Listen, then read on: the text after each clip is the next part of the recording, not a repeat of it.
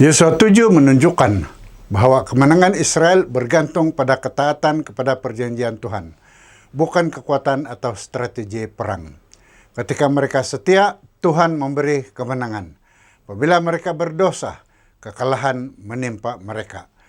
Musuh paling berbahaya bukanlah bangsa di luar, tetapi dosa dalam diri sendiri. Seperti Israel di ambang tanah perjanjian, kita juga diuji dalam perjalanan menuju warisan surgawi, dan hanya melalui penyerahan sepenuhnya kepada Yesus Kristus kita dapat memperoleh kemenangan sejati.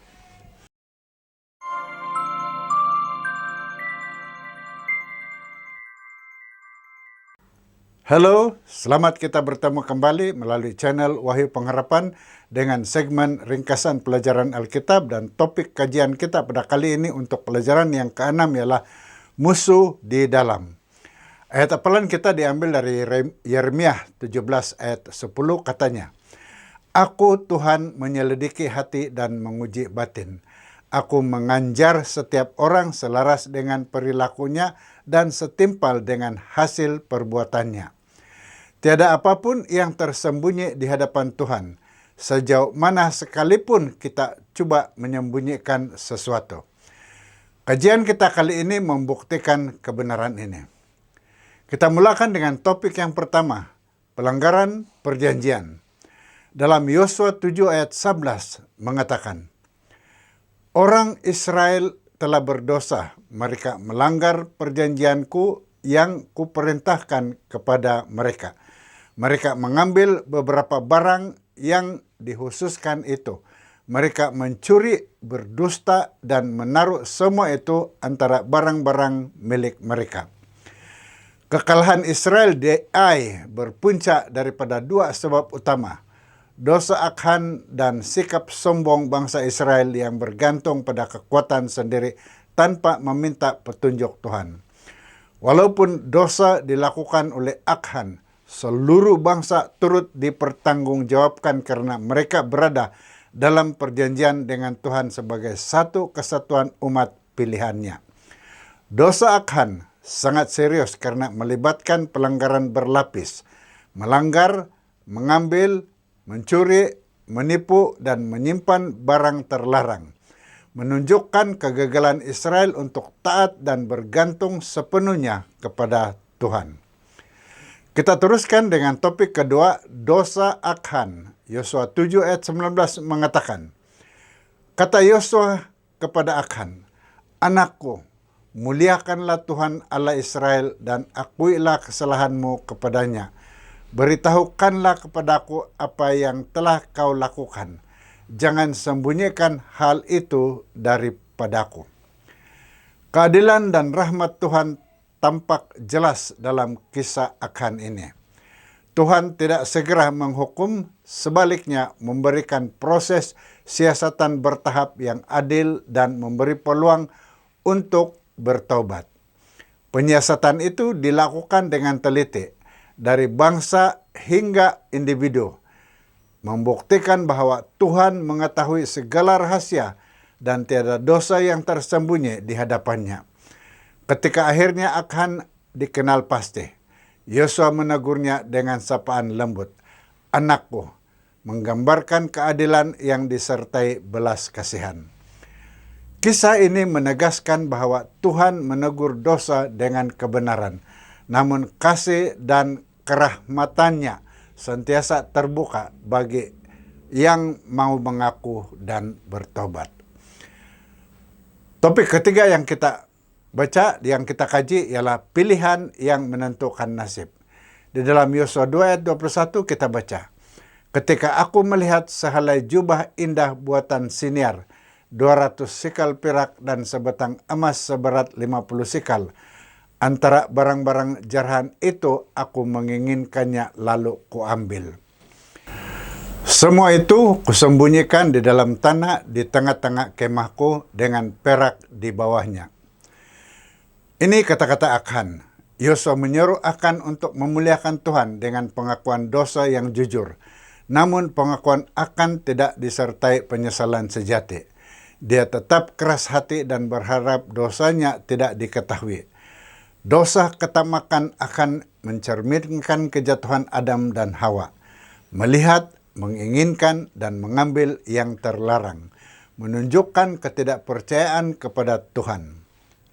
Saudara yang dikasihi Tuhan, kisah ini menonjolkan kontras antara Rahab yang beriman dan setia hingga menerima keselamatan dengan Achan yang melanggar perjanjian dan membawa kehancuran pada keluarganya dan kepada bangsa. Ia mengingatkan bahwa dosa yang lahir daripada ketamakan dan ketidaktaatan akhirnya menghancurkan diri dan komuniti. Topik kedua terakhir dalam kajian kita ialah pintu harapan. Dari Yosua 8 ayat 7 kita baca, "Bangkitlah dari tempat penantianmu untuk menyerang hendak. Kemudian dudukilah kota itu. Tuhan Allahmu akan menyerahkan ke dalam tanganmu."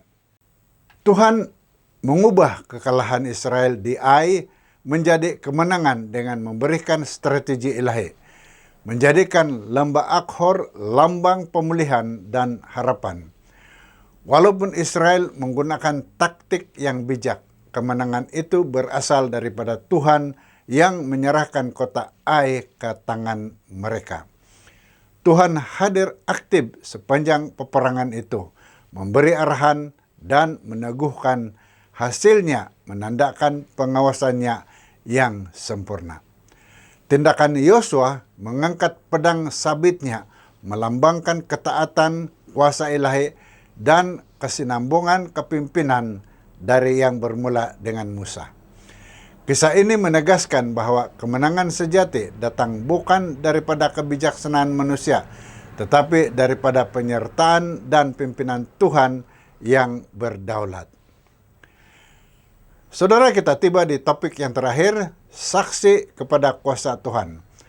Yosua 7 ayat 9 mengatakan, Bani Kanaan dan seluruh penduduk negeri ini tentu akan mendengar hal itu, dan mereka akan mengepung kami serta melenyapkan nama kami daripada muka bumi. Lalu apakah yang akan kau lakukan demi namamu yang besar itu? Tuhan memberi peluang kepada bangsa-bangsa kafir untuk bertobat, namun mereka menolak sehingga menerima penghakimannya. Kekalahan Israel di Ai membuat Yosua pada awalnya ragu dan bersedih, seolah-olah janji Tuhan telah gagal. Namun kebimbangannya akhirnya beralih kepada keprihatinan terhadap kemuliaan nama Tuhan, takut bangsa lain akan memandang rendah pada kuasanya. Naratif ini menegaskan prinsip teologi utama bahwa kemuliaan Tuhan adalah pusat misi Israel. Setiap kemenangan atau kekalahan bukan sekadar urusan ketenteraan, tetapi kesaksian kepada dunia bahwa Tuhan Israel adalah satu-satunya sumber harapan dan keselamatan sejati. Berikut 3 poin utama sebagai kesimpulan. Pertama, ketaatan kepada Tuhan adalah kunci kemenangan. Kejayaan Israel tidak bergantung pada kekuatan tentara atau strategi perang, tetapi pada ketaatan pada perjanjian Tuhan. Dosa Achan menyebabkan kekalahan di Ai, manakala pertobatan dan ketaatan memulihkan kemenangan. Kedua, dosa individu membawa akibat secara kolektif. Dalam perjanjian Tuhan, bangsa Israel dilihat sebagai satu kesatuan, satu unity. Dosa seorang menajiskan seluruh umat, dan hanya melalui pengakuan serta penghapusan dosa barulah hubungan dengan Tuhan dapat dipulihkan. Dan ketiga, Tuhan berdaulat memberi kemenangan dan harapan. Yosua 8 menegaskan bahwa kemenangan sejati datang daripada Tuhan. Dia mengubah lembah kesusahan menjadi pintu harapan apabila umatnya taat dan bergantung sepenuhnya kepadanya. Kekalahan menjadi kemenangan dan kemuliaan Tuhan dipulihkan. Semoga pelajaran minggu ini memberi berkat dan pengertian yang mendalam kepada kita semua. Sekian ringkasan pelajaran Alkitab untuk kajian minggu ini. Saya harap Anda telah mendapati maklumat yang dikongsikan melalui video ini sangat berinformatif dan membantu. Pastikan Anda tekan like dan share video ini serta subscribe pada channel ini dan tekan lonceng notification agar Anda tidak terlepas menonton video yang akan dimuatkan nanti. Dan jika Anda ada pertanyaan atau pandangan yang ingin dikongsikan, sila luangkan masa untuk meninggalkan komen di bahagian komen di bawah ini atau hantar ke nomor yang tertera. Dan beritahu kami juga dari mana Anda menonton video ini. Dan sila terus menonton video yang dicadangkan di sini. Terima kasih karena menonton dan jumpa lagi di video akan datang. Tuhan memberkati Anda.